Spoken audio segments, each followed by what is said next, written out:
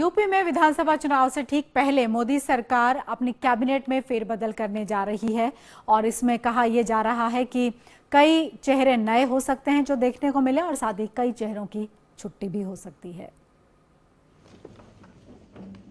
मोदी सरकार के 2 साल पूरे होने के बाद कैबिनेट में बदलाव की तैयारी की जा रही है। माना जा रहा है कि गुरुवार यानी 30 जून को प्रधानमंत्री मोदी अपने कैबिनेट में कुछ नए मंत्रियों को शामिल कर सकते हैं। कुछ का कद बढ़ाया जा सकता है तो कुछ की छुट्टी हो सकती है। इसके लिए राष्ट्रपति भवन में तैयारियां भी चल रही हैं। कार्यक्रम के लिए अशोक हॉल को तैयार किया जा रहा है। कार्यक्रम के मुताबिक अशोक हॉल में चाय के प्रोग्राम के बाद काउंसिल की बैठक होगी। इस बैठक में मंत्रियों के कामों को देखा जाएगा। इसके बाद फिर शाम 4 बजे दोबारा एक बैठक होगी।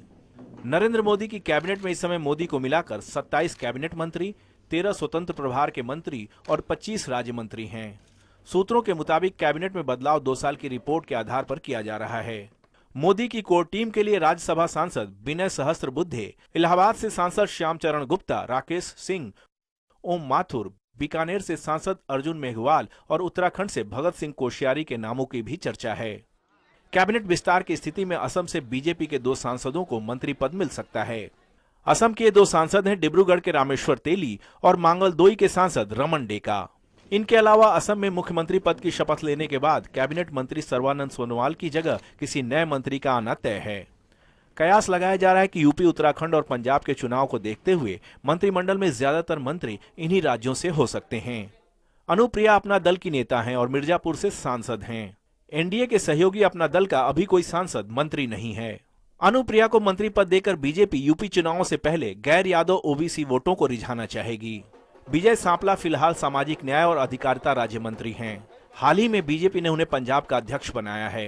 पार्टी की एक व्यक्ति एक पद की नीति के चलते उन्हें मंत्री पद से हटाया जा रहा है। सांपला की जगह नवजोत सिंह सिद्धू को पंजाब कोटे से मंत्री पद मिल सकता है। सिद्धू को पिछले दिनों ही मनोनीत सदस्य के रूप में राज्यसभा भेजा गया है। इस पूरे फेरबदल में जो सबसे बड़ी बात सामने आ रही है वो ये है कि बिहार के कद्दावर नेता और केंद्रीय मंत्री गिरिराज सिंह की कुर्सी पर गाज गिर सकती है। बिहार के नवादा से सांसद गिरिराज अभी सूक्ष्म और लघु मंत्रालय में राज्य मंत्री हैं। उन्हें बिहार चुनाव को ध्यान में रखते हुए मंत्री पद दिया गया था। उनका प्रदर्शन भी मंत्री के लिहाज से प्रभावशाली नहीं रहा। साथ ही वे कई विवादों में भी रहे हैं। इसके अलावा उपराष्ट्रपति बनने की तैयारी में जुटी अल्पसंख्यक मामलों की मंत्री नजमा हेपतुल्ला से भी मंत्री पद छिन सकता है। उनके आड़े अब उम्र आ रही है। वे 76 साल की हो चुकी हैं।